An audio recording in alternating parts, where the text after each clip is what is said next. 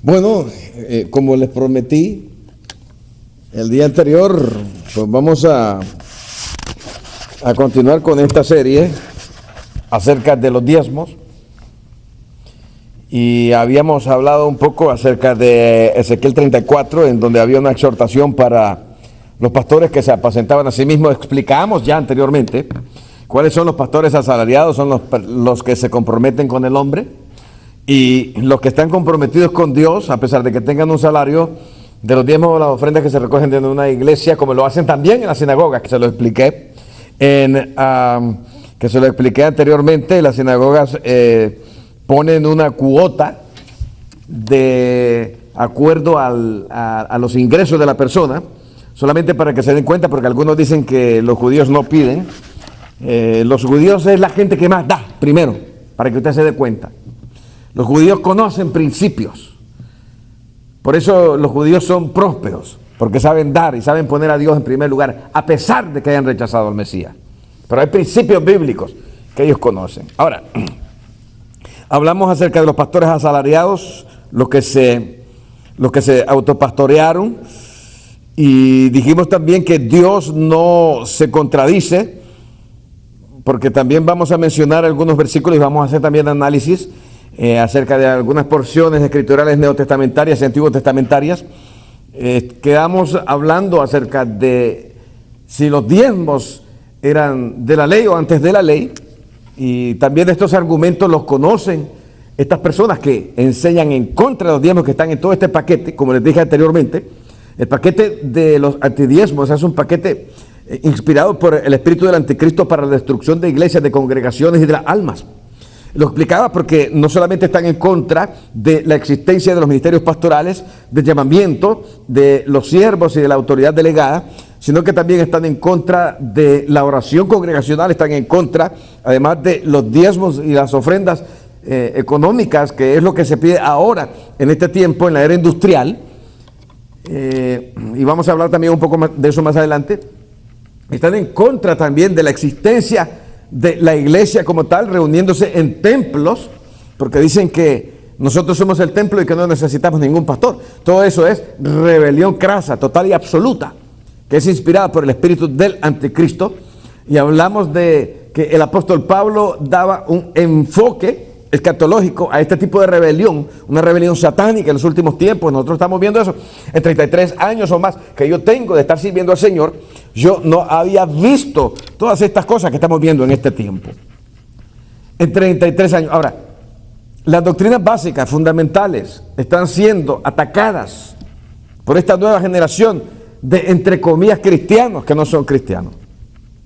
Yo digo que no son cristianos, aunque digan que creen en Cristo y todo lo demás, pero cuando nosotros vemos cuál es todo lo que está dentro del paquete, no podemos decir que esto es inspirado por el Espíritu de Dios, sino por el Espíritu del Anticristo. Y nosotros sabemos que estamos en una época en que el Anticristo hombre está por manifestarse. Algunos dicen que ya se manifestó.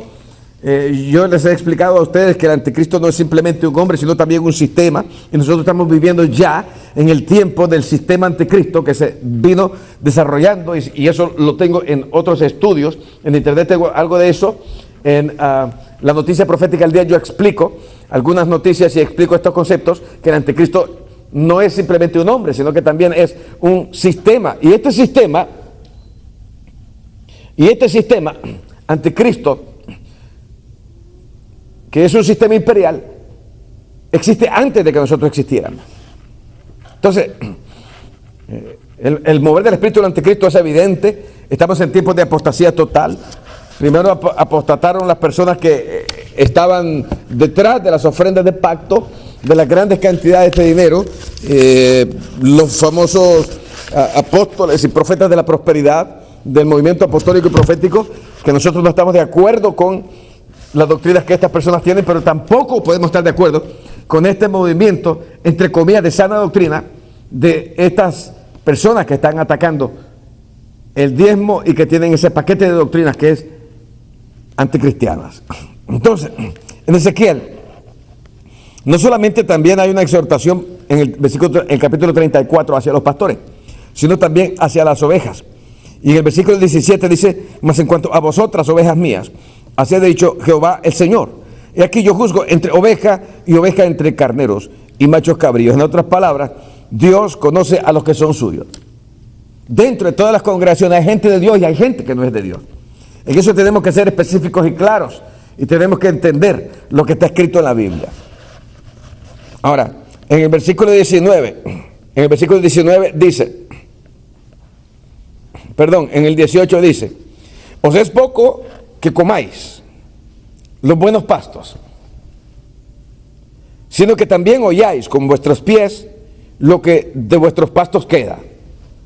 Esta es la exhortación para las ovejas.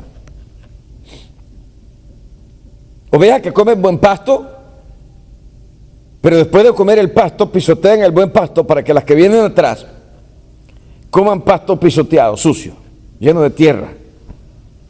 Y después dice en la otra parte, y que bebiendo las aguas claras, enturbiáis además con vuestros pies las que quedan.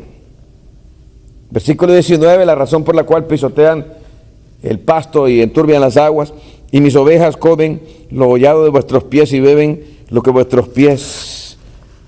con vuestros pies habéis enturbiado. ¿Qué cosa es el pasto y qué cosa es el agua? El pasto es el alimento de las ovejas, como el agua también, que es para la subsistencia, es para la vida de las ovejas. Entonces, nosotros tenemos que hay un tipo de oveja que se alimenta y que pisotea el pasto, pisotea el alimento y que enturbia el agua después de que ellos toman agua clara, para que los que vienen atrás coman mal pasto y tomen agua mala. El pasto y el agua es el alimento de las ovejas, y el alimento de las ovejas, ya no como animalitos, sino como seres humanos, nosotros, es la palabra de Dios. Jesucristo dijo, no solo de pan vivirá el hombre, sino de toda palabra que sale de la boca de Dios. Entonces, aquí la palabra viene a ser prácticamente el pasto y el agua. ¿Qué hacen estas ovejas? Mira lo que dice más adelante, en el 34:20. Por tanto, así les dice Jehová Yahweh el Señor, he aquí yo juzgaré entre la oveja engordada y la oveja flaca. ¿Quiénes son los que están dando problemas? Las ovejas engordadas. ¿Qué hacen las ovejas engordadas? Pisotean el pasto y enturbian el agua. ¿Para qué? Para que las ovejas flacas coman mal pasto y tomen mala agua sucia. ¿Está sucediendo esto en nuestros días? Sí, está sucediendo. ¿Dónde usted lo puede ver? Lo puede ver por los medios masivos de comunicación. Cuando usted mira, por ejemplo, en internet existen muchos foros, blogs, sitios de internet, sitios web. Existen incluso en Facebook, existen lugares donde dicen diezmo, robo, no sé qué, los pastores ladrones, o lugares así donde ellos empiezan a tomar el pasto machucado y a dárselo de comer a otras personas que andan buscando palabra y que tienen sed y hambre de la palabra. Estas son las ovejas flacas. Las ovejas flacas se meten en estos sitios. Las ovejas flacas se meten a YouTube y encuentran a esas personas que no tienen ministerio, que yo les llamo ministerio de camarita y pared. Y estas personas se ponen en una pared blanca y empiezan a predicar supuestamente la palabra de Dios, cosas que ni siquiera entienden. Para entender algunas cosas de la Biblia, usted primeramente tiene que sujetarse a una autoridad para empezar. Usted debe de tener un pastor para empezar. Número 2, usted debe primero aprender para después poder enseñar. Entonces, son personas que ni siquiera aprenden, no tienen formación teológica y leen la Biblia literalmente y la entienden como quieren. Por lo tanto, tuercen la palabra, porque la palabra se ha de discernir espiritualmente. El discernir la palabra para enseñarla, eso es para los espirituales. ¿Me está escuchando? ¿Usted cree que Dios va a llamar a una persona que fue mal cristiano, que nunca sintió carga por su iglesia, que nunca sintió amor por su pastor, que nunca soportó la obra económicamente y que no era fiel llegando al lugar donde la congregación se reúne, es decir, en el templo donde los santos se reúnen? ¿Usted cree que Dios escoge a pastores, a personas como pastores que eran tan fieles que llegaban una vez al mes al templo, o que nunca diezmaron ni ofrendaron, es decir, no sostuvieron económicamente la obra en ese lugar, el ministerio? personas que llegaron solamente a criticar al pastor, a darle problemas. ¿Usted cree que Dios escoge a esas personas y que los llama para algún ministerio? Dios no llama a lo peor. Óigame bien, Dios no llama a lo peor dentro de la iglesia. Dios llama a lo peor del mundo, y esas personas que eran lo peor del mundo son las personas que Dios llama, porque esos son los que más aman a Dios. ¿Me está escuchando? Entonces, cuando una persona llega al templo, cuando una persona está siempre, aquí estoy, pastor, ¿qué hago? Cuando una persona reconoce el ministerio de un pastor, cuando una persona aprende la palabra, cuando una persona tiene hambre, óigame bien lo que estoy diciendo, entonces Dios llama a esas personas. Dios no es injusto. Estas personas que están diciendo que los pastores son ladrones todos y que lo que están enseñando es que son una camarilla de asaltantes, son personas que están juzgando a Dios como que Dios fuera injusto. ¿Sabe qué? Los injustos son los hombres. Dios es justo, el injusto es usted que cree eso. Ahora, estas ovejas gordas son las que están predicando en internet, están pisoteando el pasto. Hoy atacan todo. Vea cómo Satanás con astucia ha introducido sus ataques. Primero empezó por levantar el movimiento de palabra de fe. Introdujo el evangelio de la prosperidad que salió de aquí en los Estados Unidos. De los Estados Unidos sale toda la levadura hacia el mundo. ¿Qué estoy diciendo con esto? Que Estados Unidos, a través de sus ministros ricos, que salen por la televisión, que tienen programas de radio, en multitud de radios, que tienen dinero para imprimir libros y libros y tirarlos al mercado por todo el mundo. Estas doctrinas han salido por el mundo entero y han sido fácilmente abrazadas por la gente. La doctrina de la prosperidad ha llegado hasta los últimos rincones del mundo cristiano. He visto videos, ¿en dónde? En África, donde aquellas iglesias no tienen cielo raso, no tienen bancas como esta, se sientan en piedras, escucha, y tienen solamente unas láminas de zinc y tienen unos palos así, unas columnas que son, vamos a decir, de 4x4 de madera, solamente sin paredes, y ahí la iglesia se reúne, y han llegado maestros de la prosperidad en carros Mercedes-Benz o en Rolls Royce a pedirle ofrendas de pacto a las personas que no tienen. Esto ha sido como una maldición. No es que yo no crea en la prosperidad, yo creo en la prosperidad bíblica. Yo creo que Dios puede prosperar a una persona si sigue los preceptos de Dios. Jesucristo dijo: mas buscar primeramente el reino de Dios y su justicia. Y todas estas cosas, ¿cuáles? Las que estaba hablando: techo, vestido, comida, os vendrán por añadidura. Pero yo no creo en una prosperidad en la que se pide a la gente y se le despoja y se le saca y se le trasquila.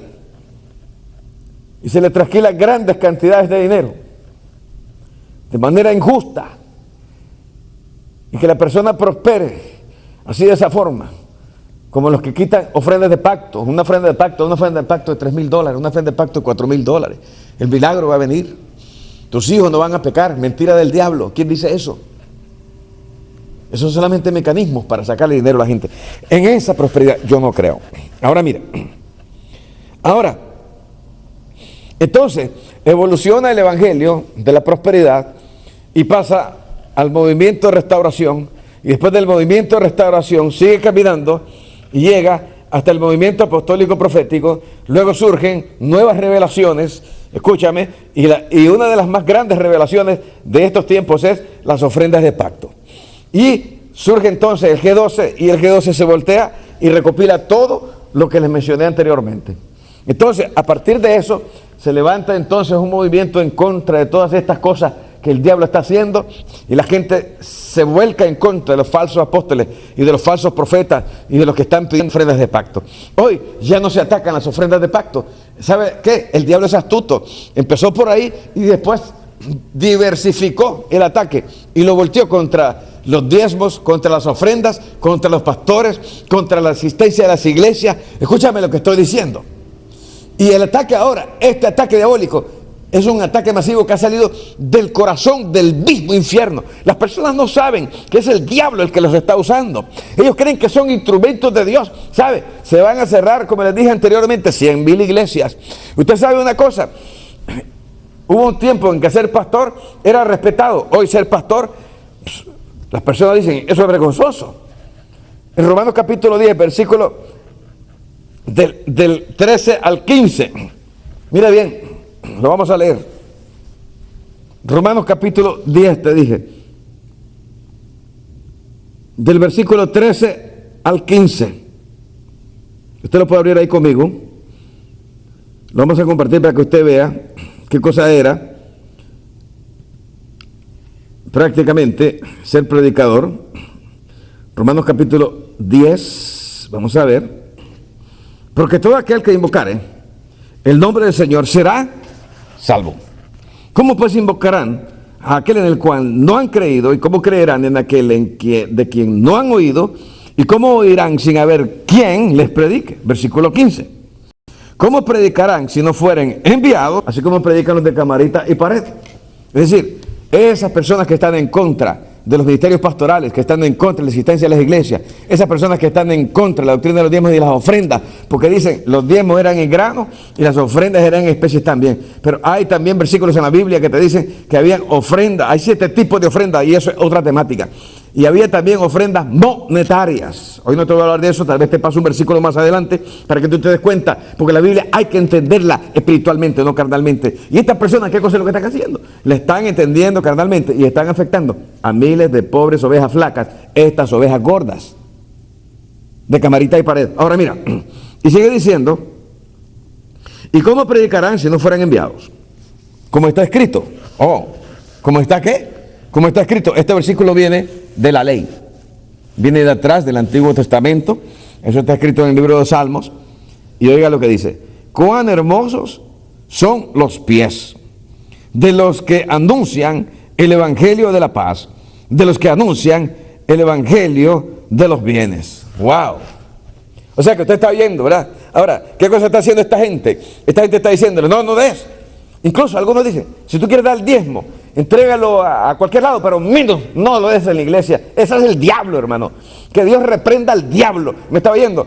Ahora yo pregunto, si el Espíritu Santo ha sido derramado dentro de nuestros corazones, ¿dónde está la justicia de Dios en el corazón de este tipo de personas?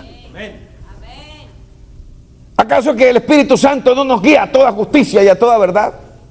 ¿Cuál es la justicia de ponerse de enemigo a los ministerios del Señor en este tiempo, para destruir las iglesias, para permitir que se cierren los templos, los centros donde se predica la cátedra de Moisés y la cátedra de Jesús? Digo, ¿dónde está la justicia en el corazón de esas personas? ¿Dónde está tu justicia? Tú que dices que eres cristiano y que estás atacando y estás poniendo tu grano de arena a favor del diablo en vez de a favor de Dios. Iglesia, te estoy predicando esto para que tú no caigas en la trampa cuando te metes a internet. No creas todo lo que oyes. Y si oyes algo, ven, pregúntamelo a mí. Y si yo puedo respondértelo, te lo voy a responder. Y si no, lo voy a investigar. Pero yo te voy a responder porque la responsabilidad espiritual, Dios me la ha puesto en el corazón por este rebaño. Gloria a Dios. Yo te voy a explicar la palabra, la que te conviene y la que no te conviene también. Y si eres de Dios, la vas a escuchar.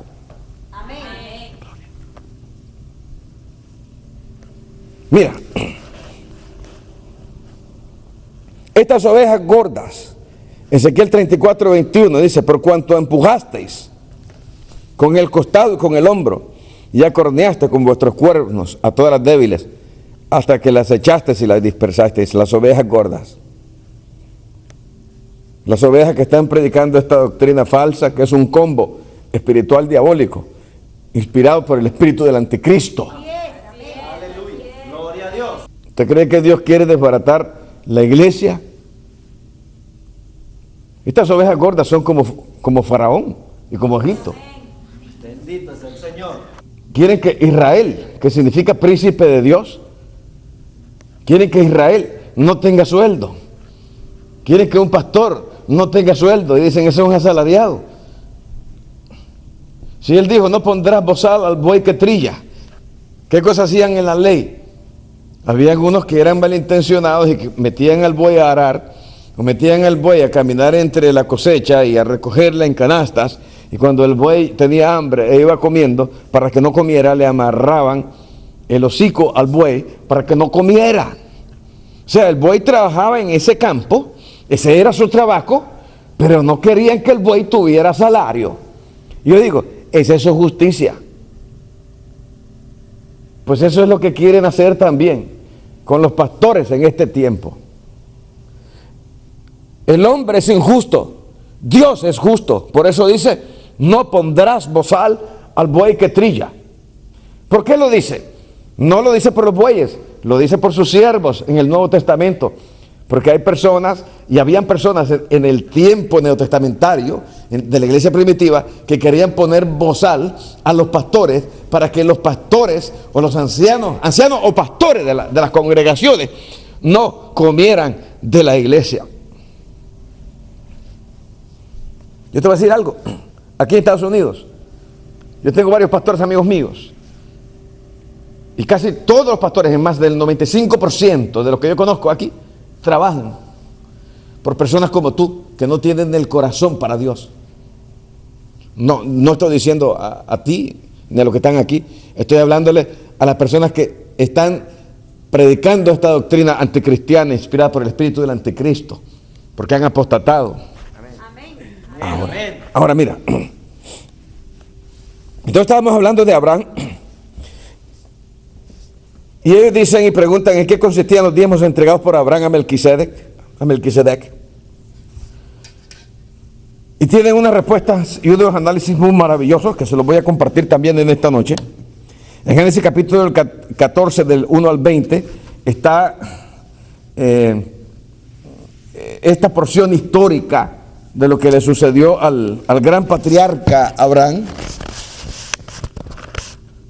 Y ellos dicen, bueno, cuando Abraham dio diezmo del botín, dicen.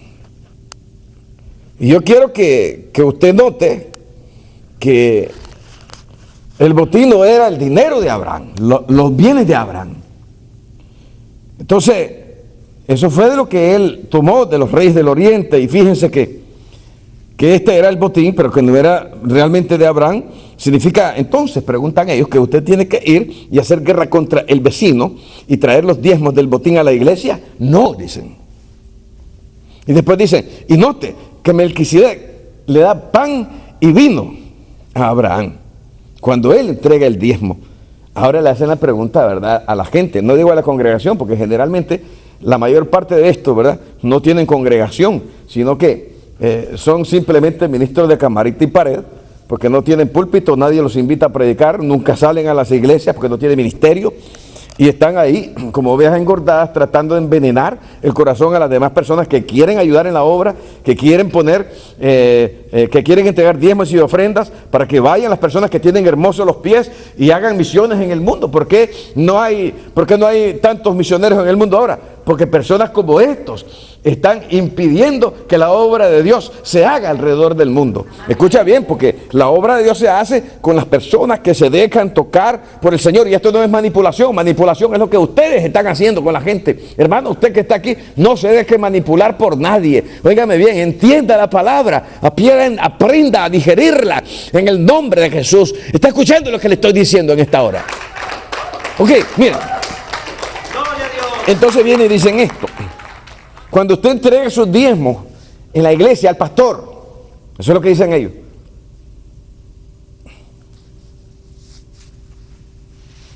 Ahora te voy a decir algo.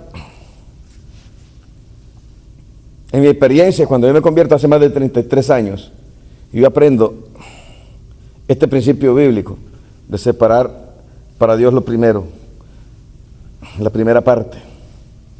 La primera parte, el 10, y yo lo entregaba a la iglesia.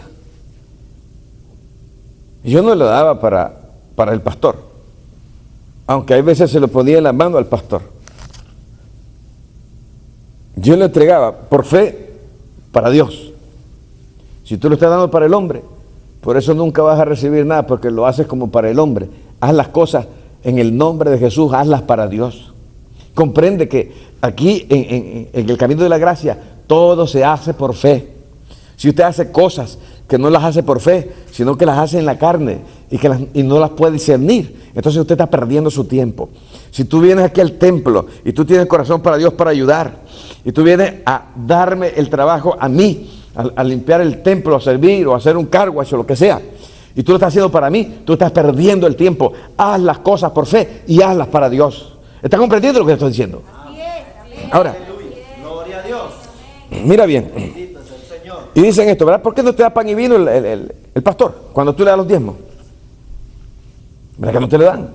Ah, porque lo único que quieren es sacarte el dinero, porque él quiere enriquecerse, porque es injusto, es un ladrón. es un asalariado, un bandido, es un asaltante, comienzan a decir, ¿verdad? Lo único que quieren es enriquecerse, son deshonestos, te están robando. Y ellos dicen, no se puede hacer doctrina de un versículo, solamente porque diga ahí en Génesis que Abraham entregó los diezmos y los entregó una sola vez. No se puede hacer doctrina de un versículo. Es una gran respuesta para excusar mi avaricia, ¿verdad? Claro que sí, es una gran respuesta. Así con esta excusa yo puedo escudarme y decir, no, yo no voy a dar. Yo soy antidiezmo. Los antidiezmos dicen eso y se escudan, ¿verdad?, en este tipo de argumentos al decir esto. Y también dicen, Abraham no dio diezmo de su dinero, sino del botín. Es decir, están dando a entender que Abraham no era tan tonto como para entregar el diezmo a Melquisedec, que no fue Melquisedec que se lo dio a Abraham por fe, el padre de la fe, se lo entregó por fe al mayor patriarca que había en ese tiempo. Algunas personas dicen que literalmente fue Jesús. ¿Por qué? ¿Por qué dicen eso? Porque cuando Jesús estaba enfrente de los fariseos en una de las tantas discusiones y encontronazos que tuvieron, como nosotros también tenemos encontronazos doctrinales con personas como ustedes, antidiezmos, no con ustedes, sino con los que son antidiezmos, contra los cuales yo quiero protegerlos a ustedes para que ustedes no pierdan su bendición y no apostaten, porque el que cae en apostasía ya no hay remisión, ya no hay perdón de pecados. Ningún apóstata ha sido restaurado. ¿Me está escuchando? Ahora, yo no estoy predicando para las personas que ya están, ¿verdad?, posicionados como antidiezmos. Yo no estoy tratando de convencerlos a ustedes. Yo estoy predicando para las personas que no están todavía posicionados, para las personas que están sanos doctrinalmente, para que tengan la palabra de Dios y la pongan como un escudo, para que guarden su corazón, de cual mana la vida, es decir, su alma. Escúchame. Para que no caigan en la fuerza y el poder del engaño, de ese espíritu de anticristo que se está moviendo en estos tiempos. El espíritu del anticristo ha hecho ya que los homosexuales se casen en diferentes países del mundo. Empezó aquí en los Estados Unidos y ha cabalgado ya alrededor del mundo por varios países. Hay resistencia todavía. Después de eso, hemos visto que están pasando las cosas que nunca han pasado. Y ahora estamos viendo doctrinas que nunca te habías imaginado que iban a ser debatidas y contrariadas. Ese es el espíritu del anticristo, hermano. Ahora mira. Cuando ellos dicen que Abraham entregó los diezmos del botín, no de su dinero, ellos dicen que Abraham no era tan tonto como para diezmar de sus bienes. Ahora, surgen varias preguntas y te voy a decir algo también. Cuando una persona va a la guerra y conquista y recibe bienes, tesoros, dinero, propiedades, obras de arte, que son parte del botín de la guerra, ¿de quién son? ¿Quién es el propietario? ¿Por qué te están diciendo que no eran de Abraham? Ya eran de Abraham. Si tú vas por la calle y te encuentras un paquete de 100 billetes de a 100, es decir, $10,000, con el papelito alrededor salido del banco, y tú te lo encuentras en la calle en un parqueo y no hay nadie, tú vuelves a ver, no hay nadie viene, no es nadie, tú lo recoges. ¿De quién es? De la persona que se cayó, que tú no sabes quién es, o tuyo. Es tuyo ahora. Entonces, si tú sacas de ahí, de ese dinero, que son 10,000, y sacas 1,000, que es el décimo o el diezmo, y tú lo entregas del dinero de quién, del dinero de otro o de tu dinero. De tu dinero, es tuyo. Entonces, cuando estas personas dicen que Abraham entregó diezmos del botín, de lo que no era de él, de su dinero, están errando, están haciendo análisis demasiado torpes. Escúchame, ¿por qué hacen análisis torpes? Porque no les conviene decir que Abraham diezmó de sus propiedades y de sus bienes, porque es parte de la excusa y del escudo detrás del cual ellos se apertrechan para resistirse a aceptar la doctrina de los diezmos. Ahora mira, ¿Quién era Melquisedec? Algunos dicen que era Jesús. Y en esa discusión con los fariseos, Jesús dice, Abraham esperaba ver mis días y Abraham los vio y se gozó. ¿Y sabe lo que le dijeron?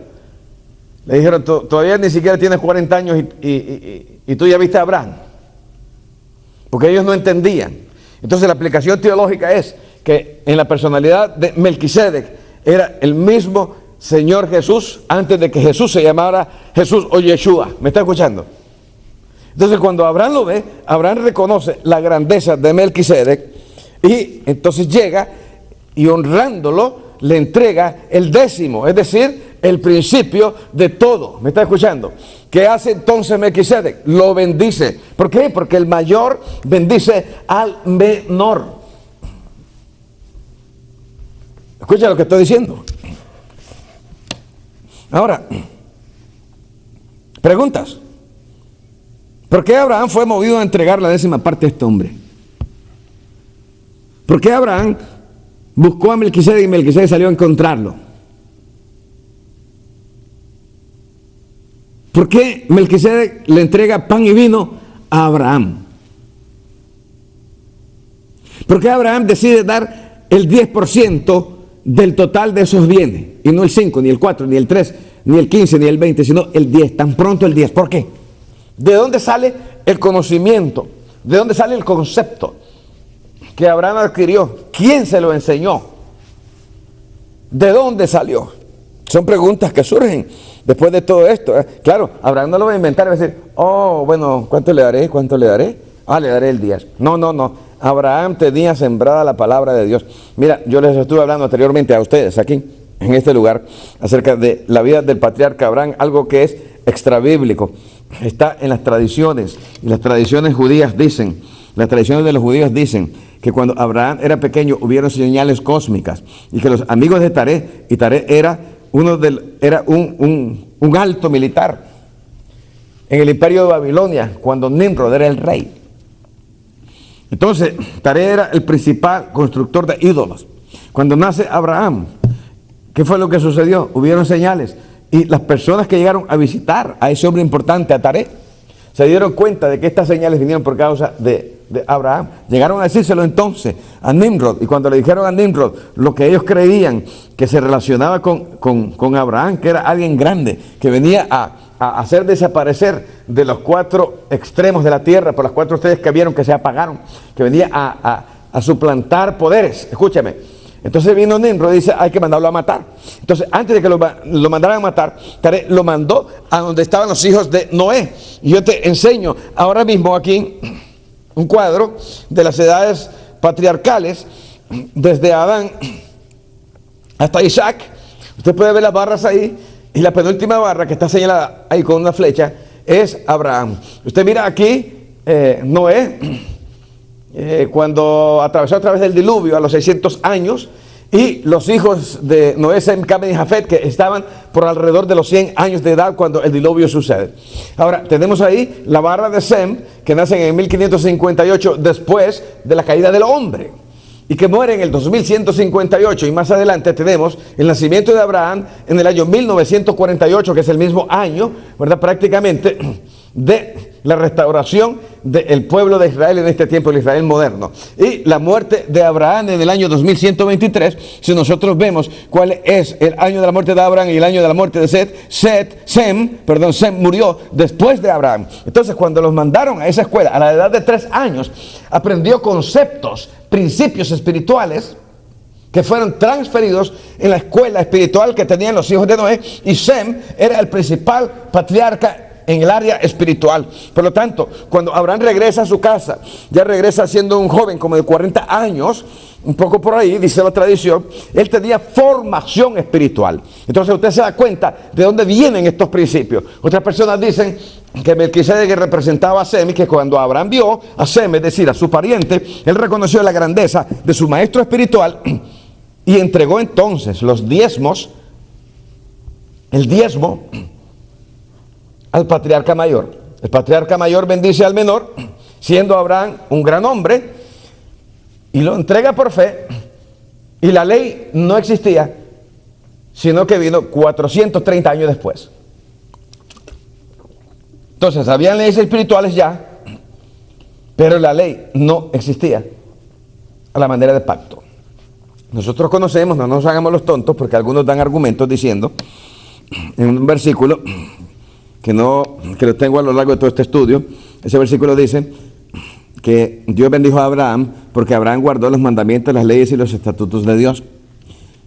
Entonces dicen, Abraham vivió bajo la ley. No, sí, Adán también vivió bajo la ley, porque sin ley no hay gobierno.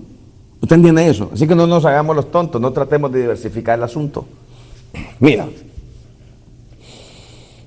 ahora, encontramos a un segundo patriarca.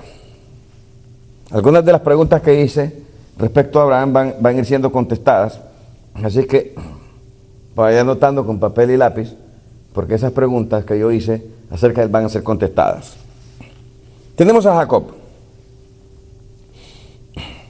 Entonces estas personas dicen,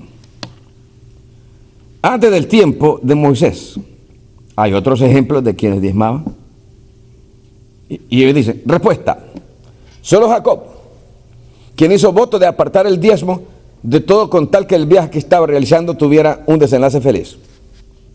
Génesis capítulo 28, de versículos 20 al 22. Ahí está la historia.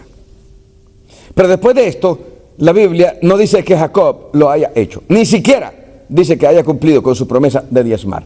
Y algunos blasfeman contra el gran patriarca y dicen, Jacob todavía era un tramposo y no diezmó. Eso dicen ellos. ¿Cómo se atreven a hablar mal de Jacob? Se creen que son más grandes que Jacob. Están equivocados. Jacob era un hombre espiritual, a pesar de todo.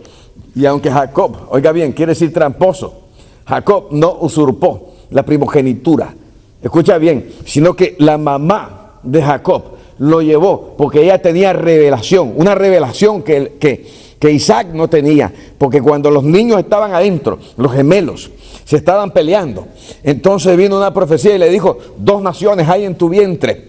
Entonces ella dijo, si se están peleando, porque también le dijo, ¿verdad?, que estaban luchando, ¿para qué quiero vivir? Y le dijo, el mayor servirá al menor. Pero esta revelación la recibió solo ella. Entonces, por eso cuando él crece y llega el tiempo que el papá se envejece, ¿qué pasa? La revelación de Dios que estaba en la mamá, pero no en el papá iba a seguir la tradición. Él iba a bendecir y a darle la primogenitura a Esaú. Pero la mamá dice, no, porque a mí Dios me dijo que iba a ser al más pequeño. Ahora, ¿qué fue lo que pasó? Vino la mamá y actuó de acuerdo a la revelación y se cumplió la voluntad de Dios cuando Jacob, haciendo caso a la revelación de su mamá, llegó y tomó la primogenitura que según Isaac le pertenecía a Esaú. Entonces, él no es tramposo.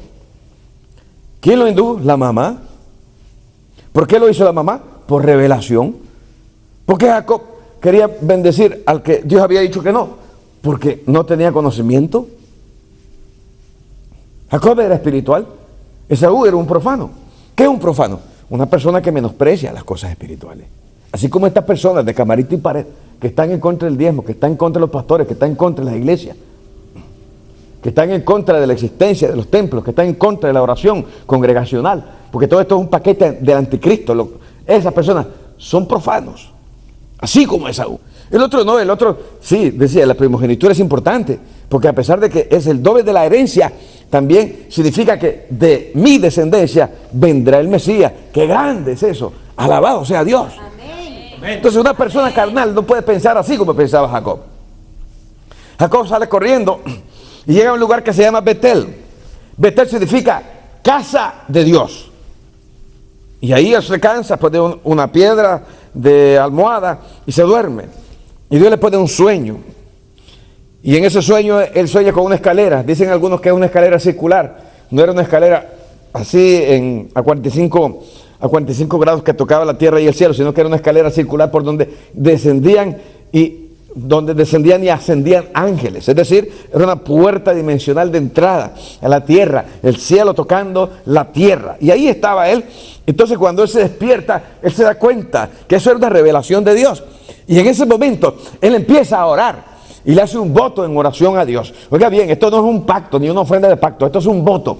Y él dice, Señor, si tú me bendices en el camino que llevo en la jornada y yo regreso con bien y todo sale bien, yo te prometo darte el diezmo de todo.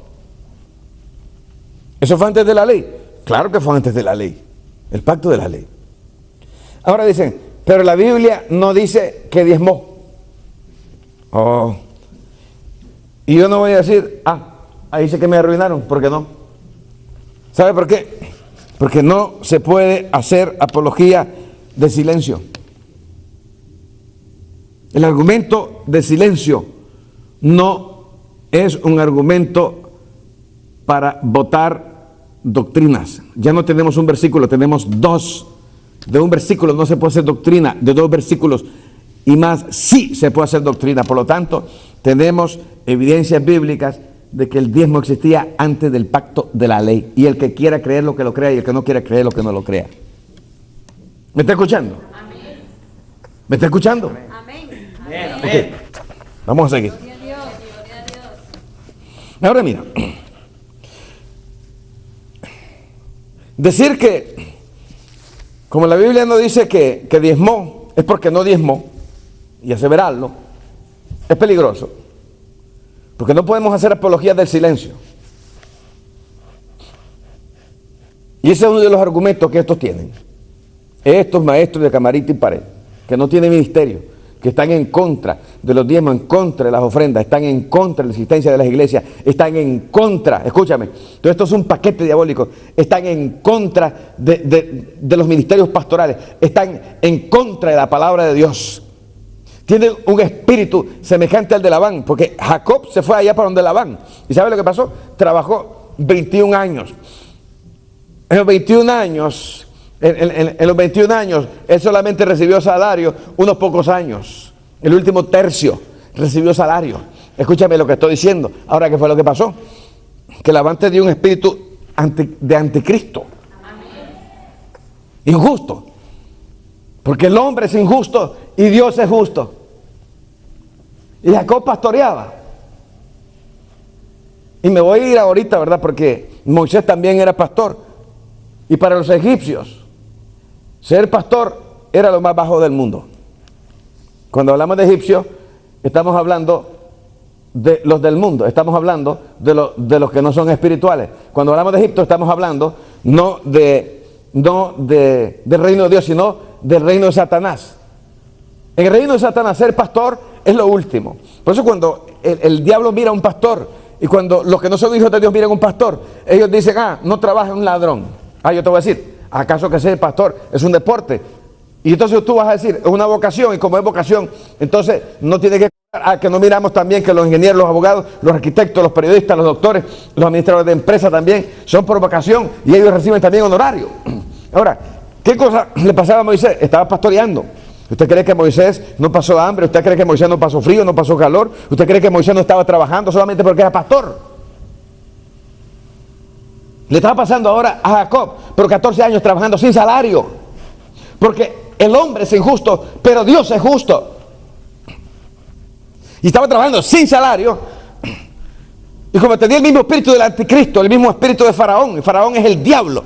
El mismo espíritu de Egipto es el mundo. Entonces hay personas dentro de las congregaciones en este tiempo, en esta generación, que son estas ovejas engordadas de Camarita y Pared, que no tienen ministerio. Escúchame, que nadie los invita a predicar. Aunque hay unos pocos pastores que han sido ganados por este espíritu del diablo. Óigame bien, que tienen el mismo espíritu del diablo, que quieren matar de hambre a los que son pastores en este tiempo, porque dicen, no tienen derecho a salario. El hombre es injusto, pero Dios es justo. ¿Sabe lo que hizo Dios con Jacob? ¿Sabe lo que hizo Dios con Jacob? ¿Sabe? Si lo sabe, de todas maneras se lo voy a repetir, porque quiero recalcar en esto. Dios dice, el obrero es digno de su salario. ¿Cómo dice? El obrero es digno de su salario. ¿Quién lo dice? Dios. Porque Dios es justo y el hombre es injusto, como tú, que eres antidiezmo.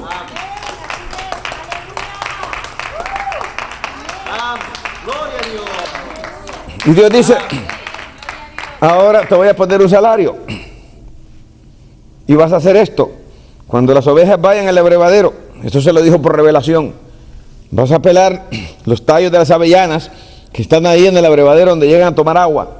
Y cuando las ovejas lleguen a tomar agua y miren las manchas que están ahí en los palitos de avellana, en los troncos de esas cañas. Entonces van a parir ovejas de colores. Y entonces se fue él y dice, mira, yo he trabajado ya tantos años para ti sin salario, es necesario y justo que yo tenga salario. Dice, yo soy pastor, pero yo necesito un salario. Eso le dijo Jacob. ¿Era justo Jacob o era injusto Labán? El espíritu de Labán, en todos los que están en contra del diezmo, en contra de las ofrendas, en contra de la existencia de las iglesias, en contra de la autoridad pastoral, en contra de la autoridad espiritual. ¿Me está escuchando? Oiga, hermano, usted no caiga en ese engaño. Recuerda, toda desobediencia trae consigo una maldición. Yo no maldigo, es Dios la autoridad. Y toda obediencia trae, ¿qué cosa? Bendición de Dios. ¿Me está escuchando? Toda desobediencia acarrea maldición y toda obediencia acarrea bendición. Está diciendo, eso es manipulación. Manipulación del diablo la que usted está haciendo con las personas. Usted que no cree en los diezmos, maestro de camarita y pared, que se arrepientan. Escúchame lo que estoy diciendo. Ahora, ¿qué pasa? Finalmente, el injusto de Labán no pudo detener la bendición de Dios, le cambió 10 veces el salario. Pero como Dios estaba en el asunto y Dios quería que el pastor de Jacob tuviera un salario, entonces Dios bendijo a Jacob y lo enriqueció y lo sacó enriquecido. Y Dios en esos 7 años le pagó el salario de 14 años que antes él tuvo sin salario, lo mismo que hizo con Israel cuando le pagó el retroactivo de 430 años sin salario. Y Jacob salió con riqueza y salió hecho un gran patriarca. Cuando él venía de regreso, aunque la Biblia no lo dice, Jacob venía como un hombre transformado. ¿Sabe qué? Pasó 21 años de quebrantamiento. Usted aguantaría 21 años trabajando de sol a sol, aguantando frío, aguantando hambre, sin salario. Eso se llama proceso de quebrantamiento. Evidentemente, estos maestros falsos, antidiezmos, son personas que no han tenido un quebrantamiento de parte de la mano de Dios por el Espíritu Santo, no han tenido formación espiritual, por lo tanto no pueden comprender las escrituras espiritualmente, por eso rechazan todos los principios espirituales que están en la palabra. Oiga lo que estoy diciendo, es como decía Watchman, nosotros podemos ver 2 galletas, dice, y si las 2 galletas parecen que están bien, y si tocas una, está completa de una sola pieza, pero si empujas la otra y mira que está quebrada, pero pareciera que no está quebrada, y pareciera que fueran iguales, pero no son iguales. Por eso hay hombres de Dios que se ven que son iguales en el sentido humano con las ovejas. Un pastor es igual, un pastor tiene hambre, se cansa, se enferma, le duelen los huesos, padece de sed, si no se baña hay malos olores. Como toda persona somos iguales, pero hay una diferencia en el sentido espiritual. Hay personas que están intactas en la carne, pero los siervos de Dios están quebrantados, han pasado por un proceso de quebrantamiento. ¿Usted cree que es fácil para un pastor estarle aguantando al montón de ovejas engordadas, rebeldes, dentro de una congregación? ¿Usted cree que fue fácil para Moisés estar soportando los ataques de los rebeldes que se le levantaron y que querían llevarse a la gente de regreso para el mundo, para Egipto? ¿Usted cree que fue fácil para Josué estar aguantando y lidiando, no con ovejas hay veces, sino con toros que llegan a la congregación a crear problemas, personas que nunca han sido quebrantadas? No, es difícil, pero oiga bien, pero cuando una persona está quebrantada, es un vaso que Dios puede usar. ¿Usted sabe por qué Dios no usa y no invita a ninguno de estos maestros de camarita y pared a estas ovejas engordadas antidiezmos? ¿Usted sabe por qué? Porque no están quebrantadas. Por esa misma razón, porque viven y caminan en la carne. Escúchame lo que estoy diciendo. Por eso no disciernen la palabra como la tienen que discernir. Por eso nosotros no podemos escuchar a cualquier persona, porque hay mucho engaño. Yo les he dicho a ustedes anteriormente, yo les he dicho esto. Cuando usted está oyendo a personas que están inspiradas por espíritus diabólicos, usted no está oyendo hablar a una persona, a un ser humano. Usted no está oyendo argumentos. de un ser humano. Usted está oyendo argumentos diabólicos. Por lo tanto, cuando esa voz sale y entra en tu oído y tú asientes y estás de acuerdo con lo que ese espíritu dice, pero tú no crees que ese es un espíritu del diablo porque tú no lo ves, pero el espíritu del diablo que está inspirando a esa persona, oiga bien, si te está viendo, y cuando tú dices sí y asientes y estás de acuerdo y recibes la palabra, que ese espíritu del diablo te está hablando a través de esa persona, ese espíritu del diablo cae sobre la persona que está asintiendo y recibiendo esa palabra mentirosa, y el espíritu de engaño cae sobre la persona, se le mete a la persona, y cuando se le mete a la persona y domina a la persona, lo guía a la desobediencia y la destrucción. Por eso yo digo que en este tiempo estamos viviendo tiempos proféticos difíciles. Ahora mira,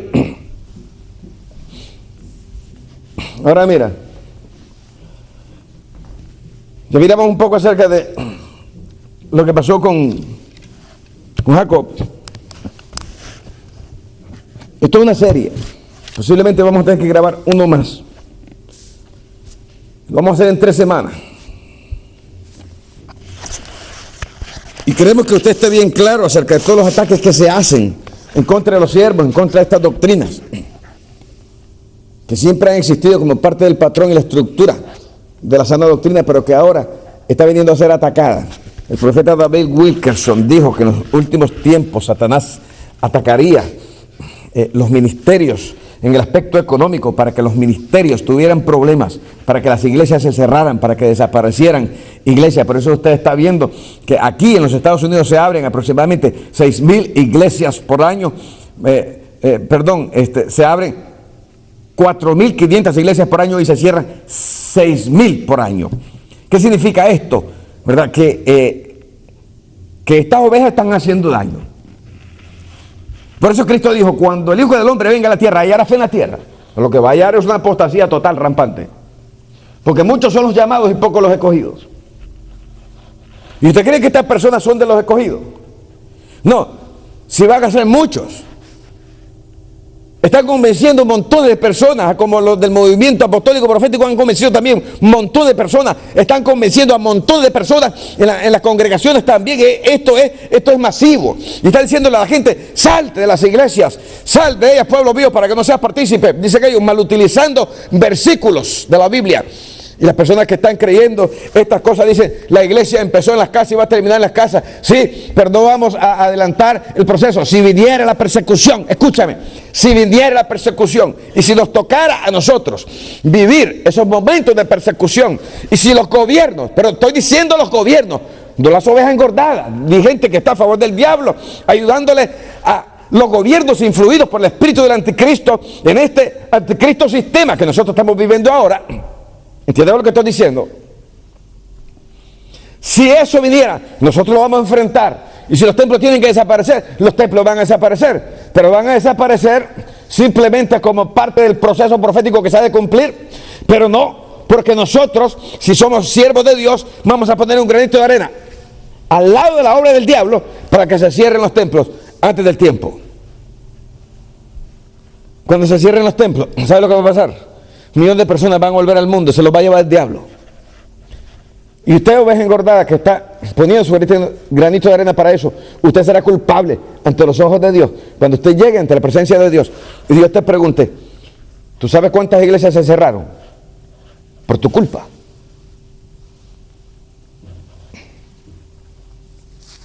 Porque predicaste contra las iglesias, contra los pastores, te rebelaste. Te rebelaste contra doctrinas básicas fundamentales que yo di para el sostenimiento y el mantenimiento de la obra y la predicación del mensaje. Y Dios te va a decir, por tu culpa. Peleaste contra mí y te pusiste a favor del diablo. Y el espíritu del anticristo se te metió. Por eso Dios les envió un poder engañoso, por cuanto rechazaron la verdad. Y ahora creen la mentira del diablo. ¿Me estás escuchando? Están llenos del espíritu del anticristo. Ahora mira. Ahora mira esto.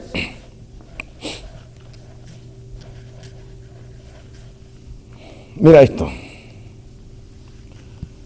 Vamos a ver. Una pregunta. ¿Con qué frecuencia ¿Con qué frecuencia debían diezmar? Deuteronomio 14:22. Y esta gente antidiezmo dice una vez al año, no cada mes, ni cada semana, sino una sola vez al año. Y ellos dicen, esta ley desmiente la práctica actual de no pocos pastores, profetas, evangelistas o reverendos, oiga bien, ¿verdad? Con desprecio lo dicen, quienes enseñan y exigen el diezmo, pues ordenan que los feligreses diezmen cada semana. En primer lugar, desmentimos al diablo. Ningún siervo de Dios que es siervo exige, porque sabemos que no podemos exigirle a nadie. Apenas a nuestros niños y cuando están pequeños podemos exigirles. Nosotros no nos engañamos con eso. Yo no puedo decirle a la gente, usted tiene que diezmar a la fuerza, porque yo no soy tan tonto como para saber que la gente me va a obedecer cuando yo lo quiera forzar. Nosotros enseñamos la palabra para que las personas que quieran obedecer a la palabra obedezcan, y el que quiera desobedecer, desobedezca.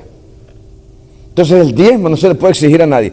Enseñamos la palabra y sabemos nosotros por las estadísticas que solamente del 8 al 10% en todas las congregaciones, que es un averaje, son los que sostienen la congregación con los diezmos, y los diezmos generalmente es la parte más gruesa para el sostén de las iglesias, de los templos en el mundo.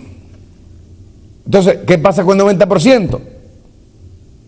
El 90% no aceptan esto porque les duele en la bolsa, les duele la cartera, les duele que le toquen a su Dios Mamón. Escúchame bien, y la Biblia dice, no podéis servir a dos señores a la vez. Entonces estos dicen, pero ¿por qué semanal si aquí dice una sola vez al año?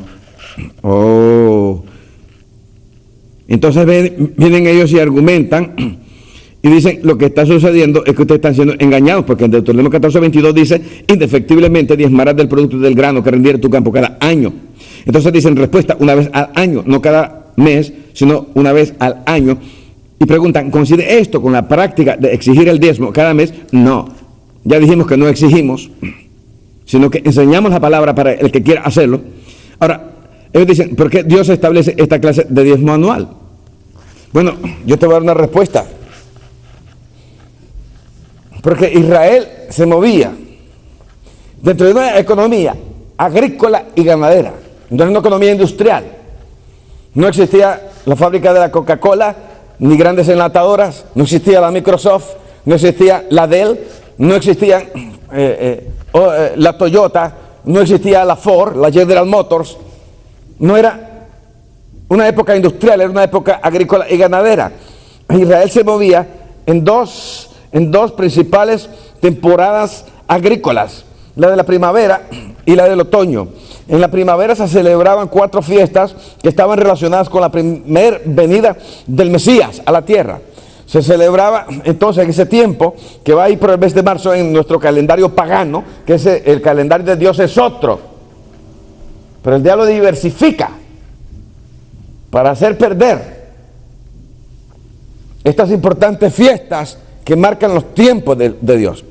Y ahí está la fiesta de la Pascua, la fiesta de los panes sin levadura, la fiesta de las primeras cosechas de la cebada, y después viene la fiesta de Pentecostés o Shavuot, que es el tiempo de la celebración cuando Dios estableció el pacto de la ley en el monte de Sinaí, y se celebra eso en Pentecostés. Ese es el significado de Pentecostés. Y las otras cosechas que vienen cuando caen las últimas lluvias del año, es decir, en otoño, la lluvia tardía, que habla acerca del tiempo de la segunda venida del Mesías. Se celebra la fiesta de las trompetas, es decir, de Yom Teruah, la fiesta de Yom Kippur, el día del perdón, y la fiesta de Sukkot, las cabañas, que habla con el establecimiento del reino de Dios en esta tierra. Literalmente está hablando del milenio. Entonces, cuando nosotros vemos, porque Dios establece este tipo de diezmo en granos y en animales, es porque el pueblo, económicamente, eso era lo que producía. ¿Cómo Dios va a pedir, cómo Dios va a pedir lo que ellos no producen? Ahora yo quiero preguntarte, ¿cuántos ganaderos hay aquí? ¿Ninguno? ¿Cuántos finqueros hay aquí que siembran? Ninguno. Entonces dicen esto, ¿verdad? Maestros antidiezmos que están poseídos por espíritus del anticristo, que están en contra de la iglesia, están en contra de la oración dentro de las iglesias, están en contra de la existencia de los templos, están en contra de los ministerios y los pastores que el Señor Jesucristo estableció. Y yo pregunto, ¿quiénes son ellos para anular lo que el Señor Jesús establece? ¿Quiénes son ellos? No son nadie.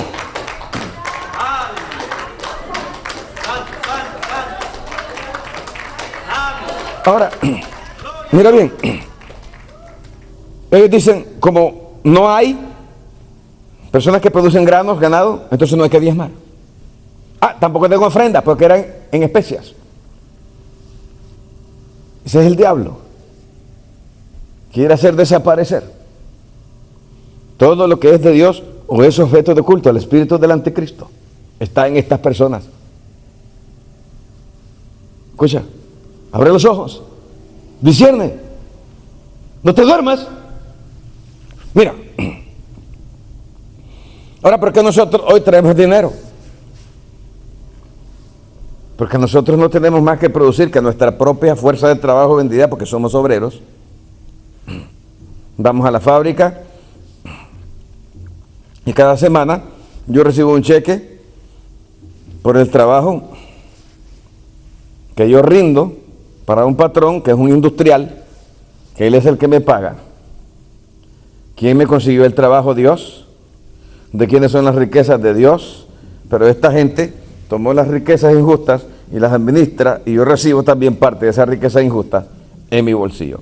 ¿Qué hago yo? Reconozco que mi vida es de Dios, reconozco que cada día que miro aparecer el sol, es Dios el que me permite respirar este aire, aunque hay veces contaminado, recibir este sol que me da color a mi cara, que me ayuda a tomar vitamina A y D, es Dios el que me da el trabajo, es Dios el el que me permite ganar este dinero.